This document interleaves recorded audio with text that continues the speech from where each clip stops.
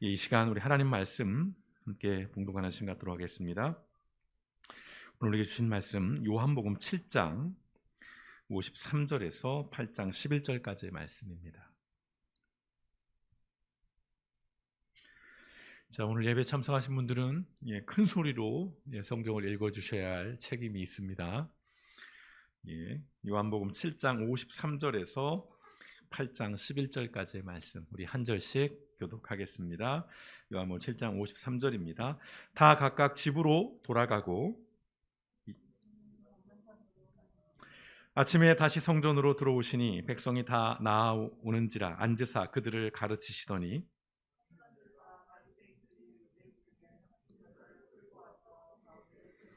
예수께 말하되 선생이여 이 여자가 간음하다가 현장에서 잡혔나이다.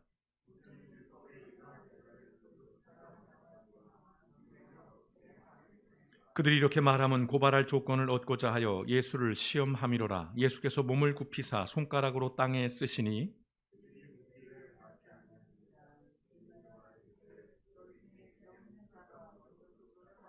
다시 몸을 굽혀 손가락으로 땅에 쓰시니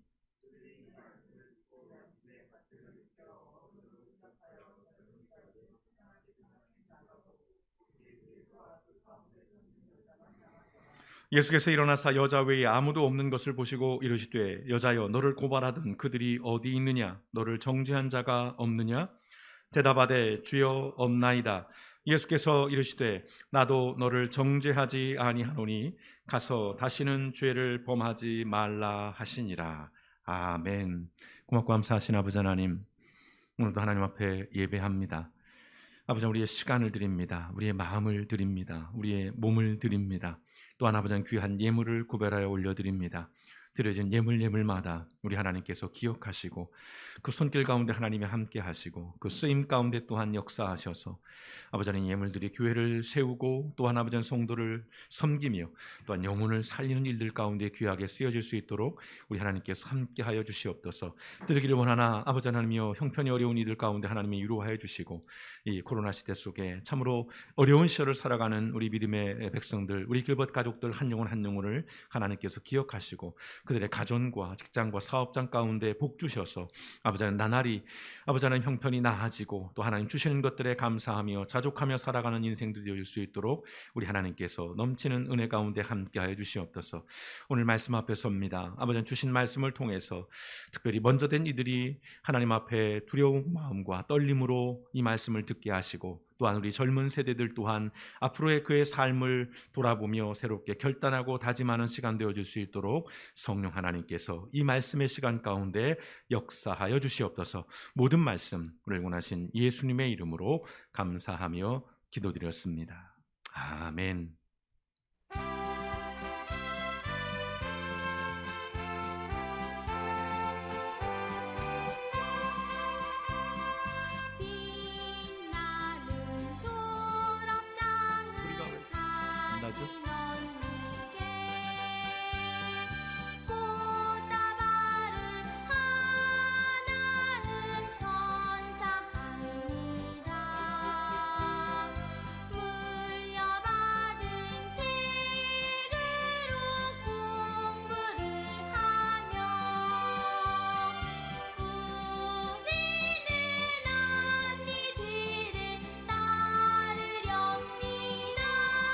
지금 들려드린 노래는 그 유명한 졸업식 노래입니다. 졸업식장에서 만약 이 노래를 부르셨다면 그분들은 다 옛날 사람입니다. 저도 이 노래를 졸업식 때 불렀습니다. 몇 년 전에는 이 노래가 한참 유행을 했었죠. 그 015B의 이젠 안녕이라고 하는, 물론 이 노래를 알고 있는 분들도 옛날 사람이긴 마찬가지지만 그래도 근래에 좀 자주 불렸던 졸업식 노래이기도 합니다. 일반 가요인데 지금은 어떤 노래를 졸업식에서 부르는지 잘 모르겠습니다. 우리 친구들은 졸업식장에서 이번에 어떤 노래를 어떻게 불렀는지 모르겠는데요. 보통 해마다 2월이면 졸업식이 열리죠. 근데 요즘은 이 코로나 때문에 졸업식 풍경이 많이 바뀌었습니다. 여러분 화면에 보시는 것처럼 아주 인정머리 없는 그런 졸업식이 되어버렸는데요. 성도 여러분의 졸업식은 어떠셨는지 모르겠습니다. 어떤 졸업이 가장 기억에 남으시는지 모르겠습니다. 개인적으로 저는 중학교 때 졸업식이 가장 소중한 기억으로 남아 있습니다. 굉장히 즐거웠고 또 감동도 있었고, 졸업식 때 제가 울었거든요. 그때나 지금이나 우는 건 똑같은 것 같습니다. 최악의 졸업식은 아쉽게도 대학 졸업이었습니다. 아시는 분들은 아시겠지만 졸업식장 그날 졸업생들에게 줘야 할 졸업 앨범과 또 학사모 사진을 사기를 당했습니다. 총학생회가요. 제가 책임자였는데 사연이 많습니다. 그때 식사도 못하고 부모님들 그냥 일찍 내려보내고 뒷수습을 하느냐고 정신이 없었던 그런 기억이 있습니다. 지금은 추억으로 남아있는데 여러분들에게는 어떤 졸업식 추억이 있는지 모르겠습니다. 우리가 흔히 졸업이라고 하면 끝이 아니라 새로운 시작이라 흔히 그런 얘기들을 합니다. 그래서 한 과정을 마무리한 것을 축하해야 할 날이면서 또 동시에 새로운 시작을 위한 어떤 위로 또는 격려 또 응원이 필요한 날이 졸업식 또 졸업이 아닐까 싶습니다. 뭔가를 새롭게 시작한다는 일, 분명 설레는 일이고요. 또 한편으로는 두려운 일입니다. 그 시작을 또 그 과정을 이미 거쳐왔던 그리고 이미 끝내신 분들에게는 별거 아닌 것처럼 여겨질 거예요. 우리가 시간이 지나고 나면 좋은 것들만 기억이 남는 것이니까요. 그러나 이제 시작을 앞둔 오늘 여기 계시는 대다수의 시작을 앞둔 우리 친구들에게는 더러는 좀 긴장되고 좀 두렵고 또 무서운 또 어려운 일이 아닐까 싶습니다. 누구에게나 처음은 있는 것입니다. 처음은 있는 거예요. 누구나 초보였던 때가 있습니다. 1학년 때가 있었다는 것이죠. 처음 시작하던 그런 때가 있는 것입니다. 그 처음을 앞에 둔 사람들에게 필요한 것은 어떤 스스로의 어떤 결단, 각오, 노력. 그래 열심히 해보자. 내가 초등학교를 가는데, 내가 중학교를 가는데, 내가 고등학교를 가고 내가 대학을 가는데 다르게 이번에는 좀 힘을 내보자. 이러한 결단들 또 노력들이 필요합니다. 그러나 그것이 전부는 아닌 것이죠. 여러분 스스로가 각자가 개인으로 결단을 하고 노력하는 것들뿐만 아니라 분명 누군가가 이끌어주고 또 밀어주어야 할 사람이 있어야 한다는 것이지요. 먼저 그 길을 걸어갔던 사람, 그게 선배라고 할 수도 있고 여러 가지 표현을 할 수 있을 것 같습니다만 그 길을 갔던 사람들의 어떤 지도, 안내 또는 격려, 위로 이러한 것들이 또 필요하다는 것입니다. 어느 누구도 혼자서 스스로 걷고 스스로 말한 사람은 없어요. 엄마 아빠가 하는 말들을 따라하면서 말을 배우고 손을 붙잡아주면서 기어다니다가 조금씩 두 발로 걷게 되는 것이고요. 마찬가지로 혼자서 자전거를 탄 친구는 없습니다. 어느 누구도 혼자서 자전거를 탈 수는 없어요. 적어도 누군가가 타는 걸 보고 흉내를 내거나 아니면 누가 뒤에서 의자를 잡아주면서 자전거를 가르쳐줘서 그래서 혼자 자전거를 타게 되는 것이지요.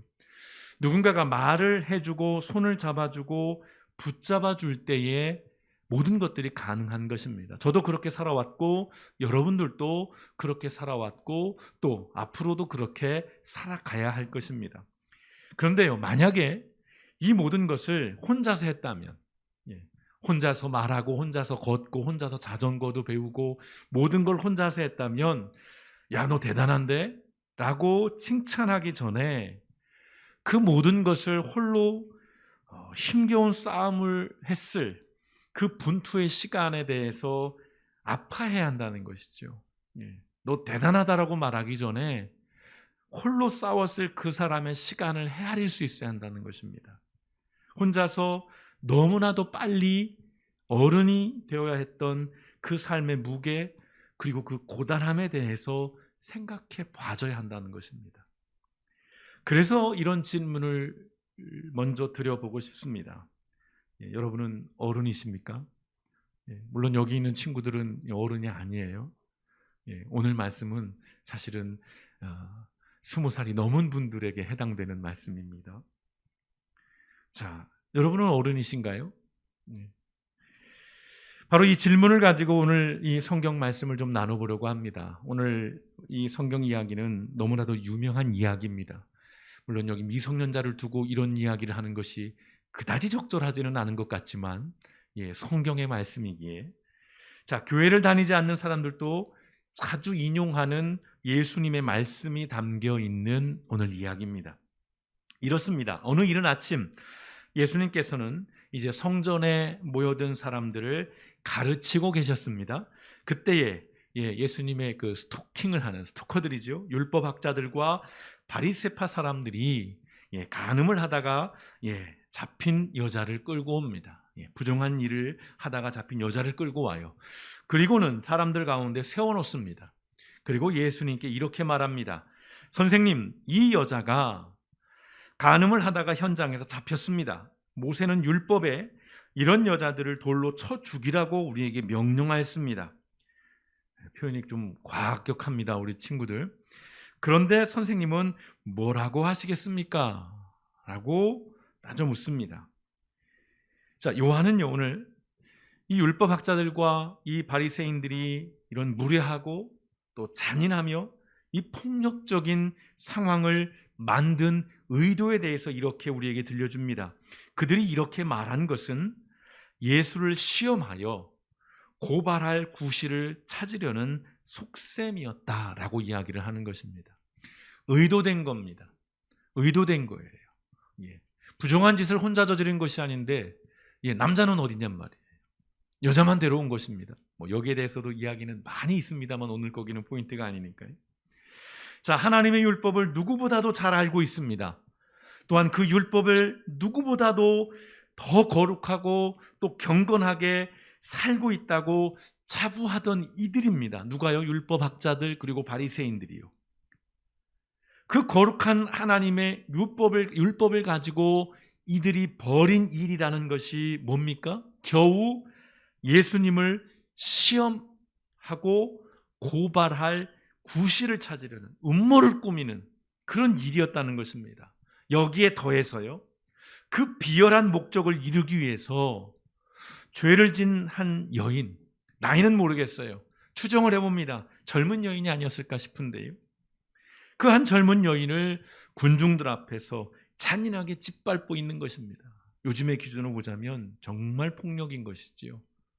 무례한 일이고 아주 인권을 말살하는 것입니다. 성도 여러분, 하나님의 율법의 정신은 사람을 함부로 대하고 죽이는 것에 있지 않습니다. 아니, 목사님 여기 죽이라고 말씀하고 있잖아요. 거기에 방점이 있는 게 아니에요. 율법이라는 것이 처벌에 방점이 있지 않다는 것입니다. 오히려 사람을 귀하게 여기고 존중하게 하라는 것이 율법이 가진 정신이에요. 성경이, 하나님이 우리에게 율법을 주신 주된 이유가 그거라는 것입니다. 그런데요, 누구보다 하나님과 가까이 있고 누구보다 하나님을 잘 알고 있다고 말하는 이들이 이 하나님의 율법을 가지고 뭘 하고 있습니까? 더러운 정치적인 음모를 꾸미고 있는 거예요. 예수님을 죽이려고 하는, 예수님을 제거하려고 하는 그런 음흉한 계략을 꾸미고 있는 것입니다. 율법 전문가입니다. 율법의 대가들이에요. 막강한 권력을 가진 그 당시 유대 사회의 지도층입니다. 어른들이라는 거예요. 사람을 지키고 사람을 살려야 할 위치에 있는 사람들이 부정한 목적을 이루려고 연약한 젊은 여인을 도구와 수단으로 이용하고 있는 겁니다. 무엇보다 거룩한 하나님의 율법을 모욕하고 능욕하고 있어요. 사람을 살리고 사람을 세우라고 주신 이 모세의 율법을 가지고 지금 한 여인을 짓밟아가면서 예수님을 죽이려고 하는 그 일에 이 하나님의 율법을 쓰고 있으니 누구보다도 하나님을 모욕하고 있는 자들이라는 것입니다. 이러한 율법학자들과 바리새인들의 비열하고 그 교묘한 질문 앞에서 예수님께서 보이신 반응은 이랬습니다. 요한복음 8장 6절 하반절, 그러나 예수님께서는 몸을 굽혀서 손가락으로 땅에 무엇인가를 쓰셨다. 머릿속에 그려보십시오. 예수님이 이렇게 쭈그려 앉아 있어요. 율법학자들과 바리새인들이 씩씩거리고 있고 그 군중들이 모여가지고 다 돌 들고 있습니다. 여자를 가운데 세워두고요. 근데 예수님은 완전 뭔가를 쓰고 있는 거예요. 예수님께서 그때 땅에 뭘 쓰셨는지에 대해서 사람들은 오랜 시간 많은 궁금증과 다양한 상상을 품어왔어요.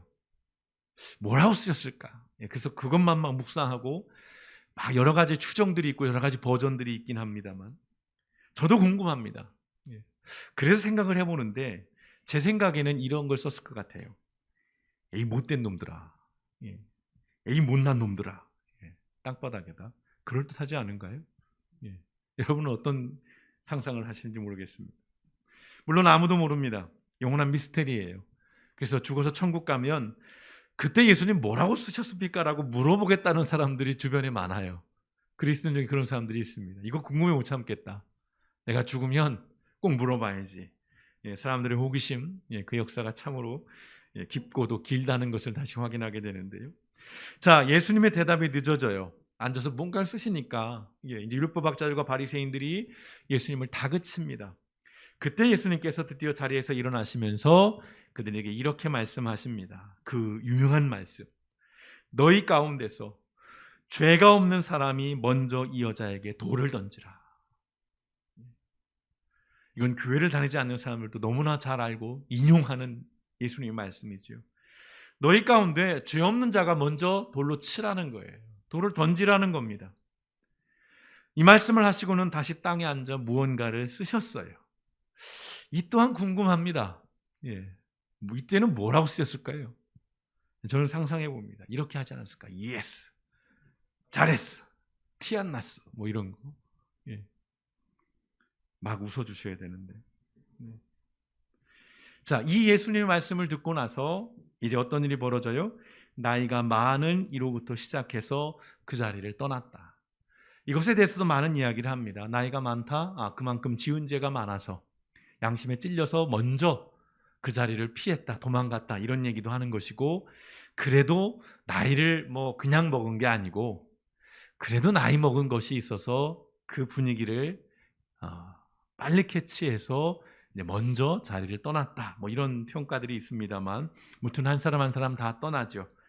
그리고 이제 홀로 남겨진 그 여자에게 예수님께서 이렇게 말씀하십니다. 10절 하반절입니다. 여자여, 사람들은 어디 있느냐? 너를 정죄한 사람이 한 사람도 없느냐? 라고 질문을 해요. 여자가 대답합니다.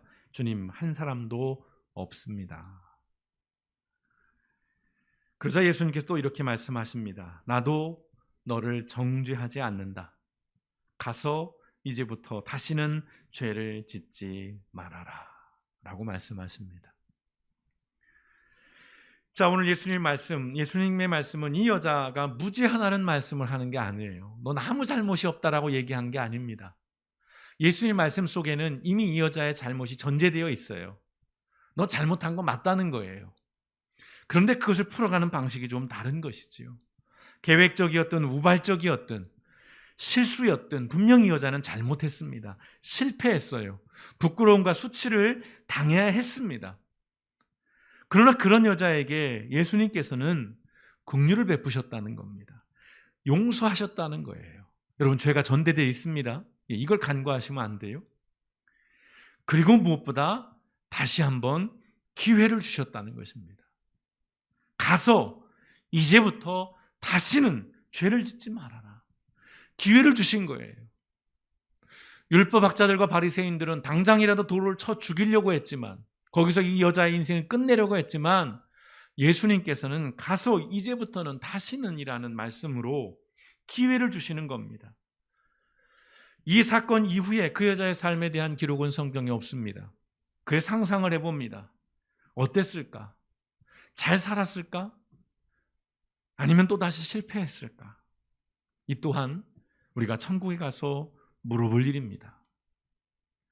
자, 오늘 성경 말씀의 핵심은 이런 것이에요. 예수님의 용서, 예수님의 자비, 긍휼, 은혜에 대한 이야기를 하고 있는 본문입니다.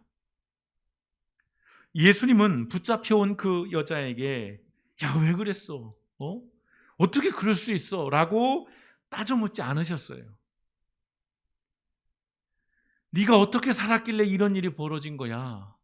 네가 얼마나 이상하게 살았으면, 네가 얼마나 게으르게 살았고, 네가 얼마나 나쁘게 살았으면 지금 너에게 이런 일이 일어날 수 있겠어. 이런 말씀을 하지 않았다는 겁니다.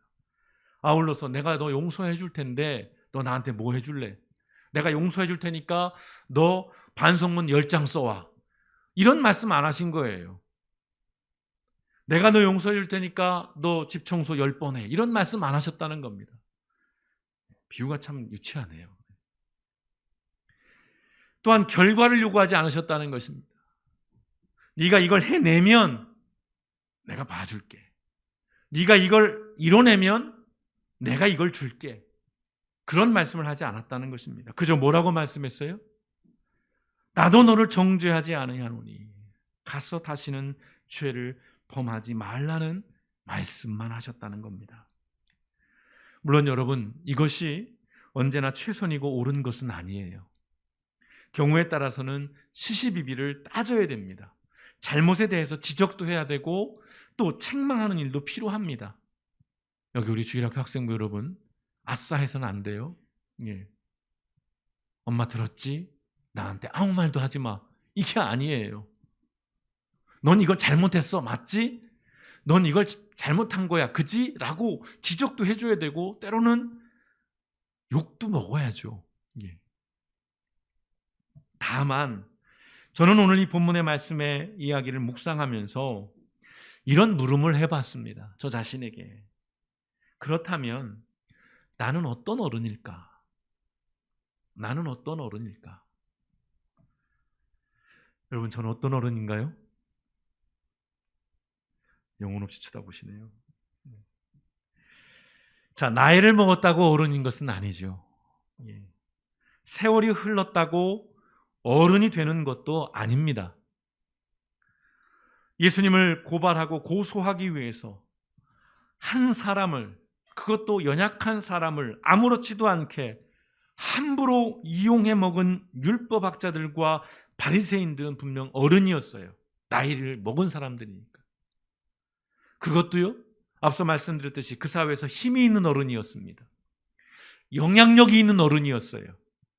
중요한 결정을 내릴 수 있고 중요한 제도를 만들 수 있고 사회의 룰을 바꿀 수 있는 위치에 있는 그런 어른이었다는 것입니다. 하지만 좋은 어른은 아니었어요.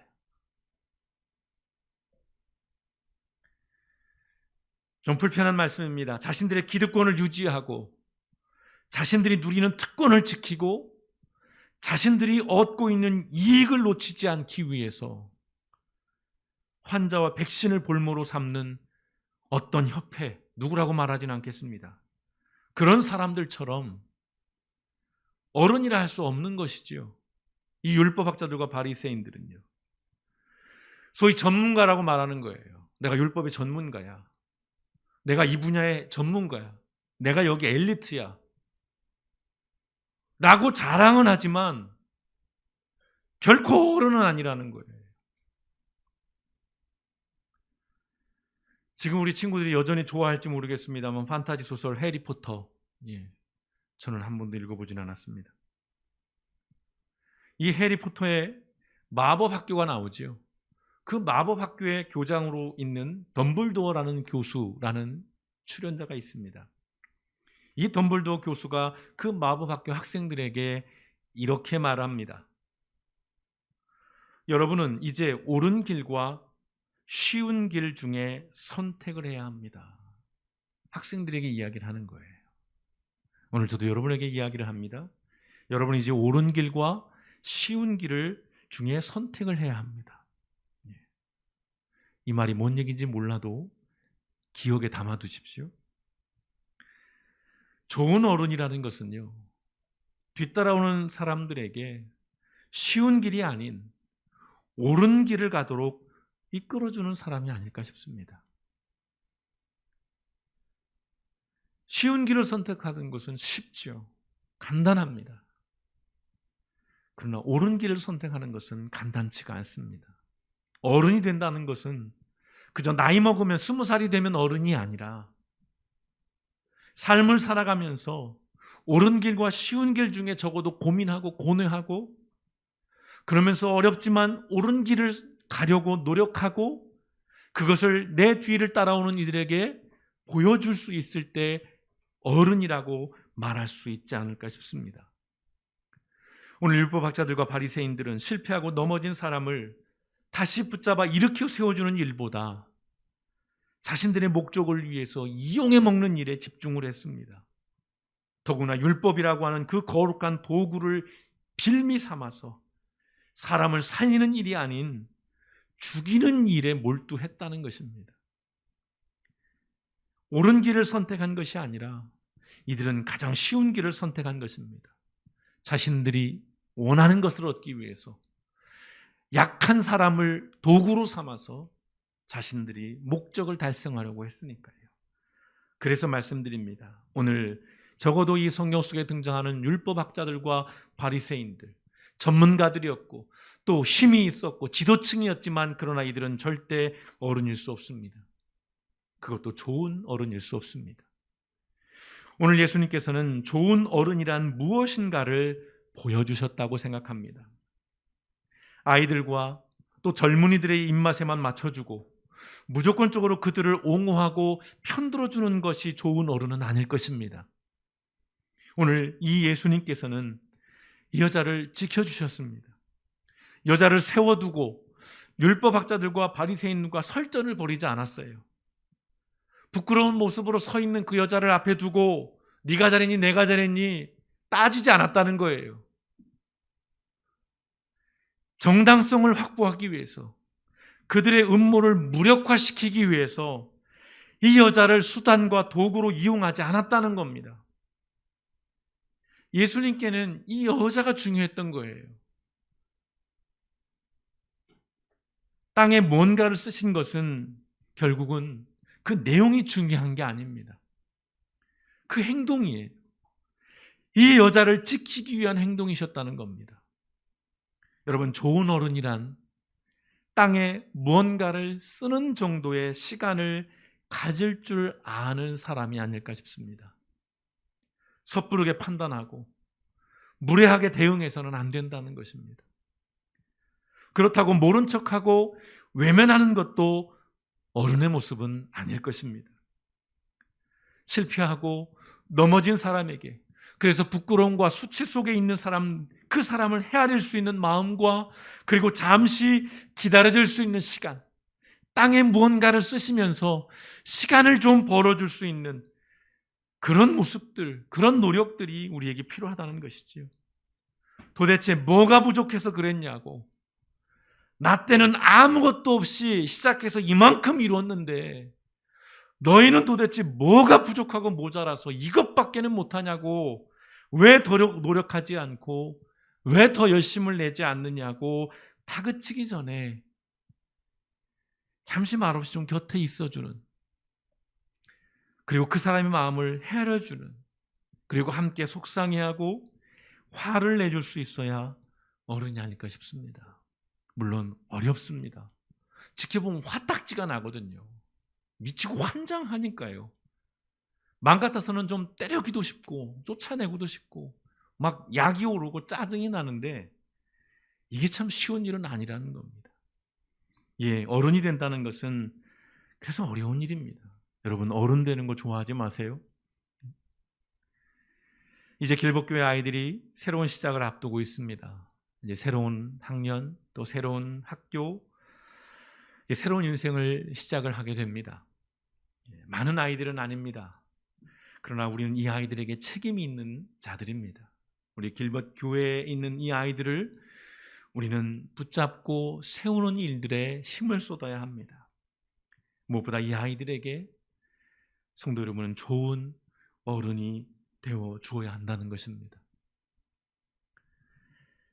나의 아저씨라는 드라마가 있습니다. 보신 분들도 계시고 모르는 분도 계시고 또 호불호는 있을 수 있을 것 같습니다. 나의 아저씨라는 저 드라마의 극중 지안이라는 여자 주인공이 있습니다. 이 사람은 어려서부터 많은 상처와 폭력 속에 자랐습니다. 얼굴에 멍이 없는 날이 거의 없이, 그래서 너무 일찍 커버린 그런 친구입니다. 이 지안이라는 친구가 어느 날 한 아저씨를 만납니다. 제목처럼 한 어른을 만나죠.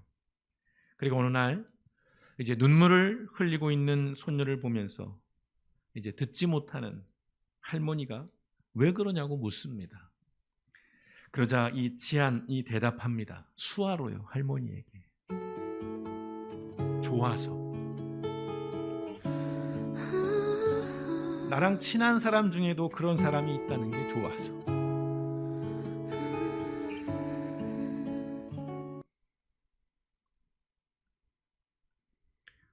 어려서 어른이 되면서까지 단 한 명도 좋은 어른을 만나보지 못한 거예요. 자기가 아는 사람들은 다 나쁜 사람들인 겁니다. 그런데 한 사람을 만났어요. 그리고 그 친구들을 만난 거죠. 나랑 친한 사람 중에도 그런 사람이 있다는 게 좋아서. 여러분, 이런 고백을 누군가에게 들을 수 있고 하게 할 수 있다면 여러분, 이게 성공한 인생이 아닐까요? 그날 붙잡혀온 그 여자는 예수님을 평생 잊지 못했을 거예요. 왜요? 예수님은 좋은 사람이었고 좋은 어른이기 때문이죠. 그래서 여러분에게 이런 질문을 드립니다. 여러분은 좋은 어른이신지요? 여기 있는 우리 젊은 친구들에게 묻습니다. 여러분은 어떤 어른이 되고 싶은지요?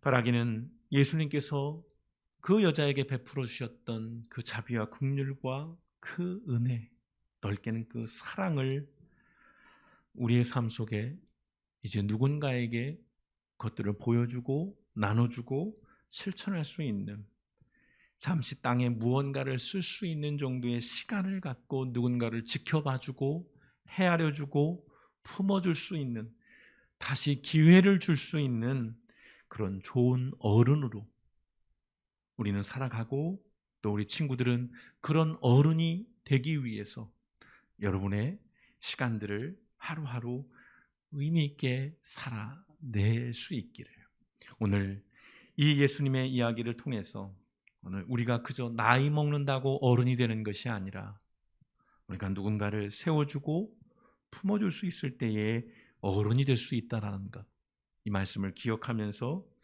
우리가 좋은 어른으로 우리에게 주어진 날들을 살아가기를 결단하고 다짐하는 우리 길벗교회 모든 성도님들, 오늘 함께 예배한 모든 믿음의 권속들 되시기를 주님의 이름으로 축원드립니다.